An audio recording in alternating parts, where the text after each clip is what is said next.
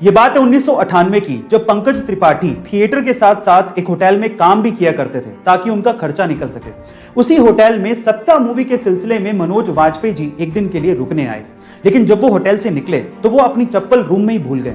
वो चप्पल पंकज त्रिपाठी जी ने अपने पास ही रख ली।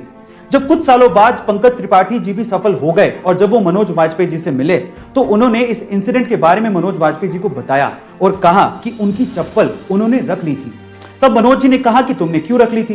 तो पंकज जी ने जो जवाब दिया वो आप लोगों को सुनना चाहिए। पंकज जी ने कहा कि वो मेरे लिए राम की पादुकाएं थी। इतना ज्यादा रिस्पेक्ट वो मनोज वाजपेयी जी को करते हैं। अभी हाल ही में न्यूजीलैंड के एक समुद्री तट फेयरवेल स्पिट पर 50 व्हेल्स आकर फंस गई। वो तो किस्मत थी कि वहां पर व्हेल्स को बचाने के लिए बहुत से वॉलंटियर्स आ गए।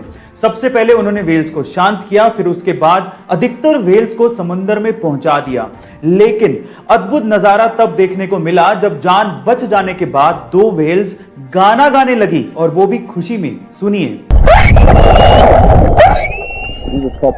गाइस, ऐसा अद्भुत नजारा आपने पहले कभी नहीं देखा होगा। इस नजारे को देखने के बाद आपको कैसा फील हुआ चैट सेक्शन में जरूर लिखिएगा। गाइस, आपको वो टाइम याद है जब आप किसी रिटेलर या किराने की शॉप पे सामान खरीदते थे और पेमेंट की टाइम पे छुट्टे ना होने की वजह से वो रिटेलर आपको टॉफियां पकड़ा देता था और आपको मजबूरी में वो टॉफियां लेनी भी पड़ती थी। बहुत बड़ी प्रॉब्लम थी यहां, लेकिन जहां पर प्रॉब्लम होती है वहां पर अपॉर्चुनिटी भी होती है, और पेटीएम ने इस चीज को भांप लिया था। इसी वजह से पेटीएम ने अपनी टॉफियां लॉन्च कर दी जिसका नाम पेटीएम स्वीट चेंज रखा। अब होता कुछ यूं कि अगर रिटेलर के पास चेंज नहीं होता तो वो कस्टमर को पेटीएम की टॉफियां पकड़ा देता, और वही पेटीएम की टॉफियों पर एक यूनिक कोड होता था जिससे कस्टमर अपने पेटीएम अकाउंट में उतना ही पेटीएम कैश उस यूनिक कोड से ऐड कर लेता था। अब इससे कस्टमर को तो फ्री में टॉफियां मिल गई, रिटेलर का भी फायदा हो गया और पेटीएम को नए नए डाउनलोड्स और कस्टमर मिल गए। पायरेट्स ऑफ कैरिबियन में जैक स्पैरो का किरदार निभाने वाले जॉनी डेप, जिनके दुनिया भर में करोड़ों चाहने वाले हैं, एक बार उनकी बेटी लिली रोज को किडनी फेलियर की वजह से हॉस्पिटलाइज होना पड़ा था।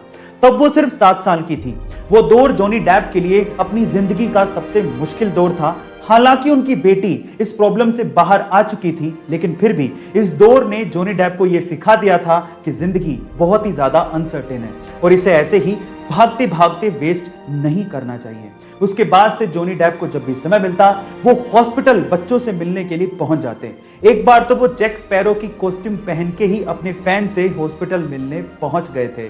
क्रिस्टियानो रोनाल्डो दुनिया भर के करोड़ों फैंस के लिए एक बहुत बड़ी इंस्पिरेशन है, और ये बंदा भी अपने फैंस के लिए अपनी रिस्पॉन्सिबिलिटी को बहुत अच्छे से निभाता है। कैसे?